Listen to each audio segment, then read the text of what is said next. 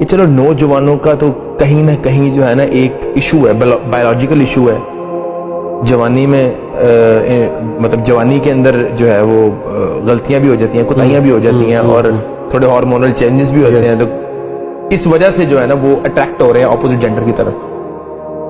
شادی ہوگی اب کیا مسئلہ ہے؟ اب کیوں تم جو ہے وہ دوسری خاتون کی طرف جا رہے ہو؟ بہت بڑا مسئلہ یہ، اور بڑے بڑے شریف لوگ، حرام کی لت لگ گئی نا، اللہ معاف کرے. اور بہت بڑا ایشو ایک یہ بھی ہے سبیل بھائی، جو ہم نے کاؤنسلنگ کیسز میں دیکھا ہے کہ آپس میں بنتی نہیں دونوں کی.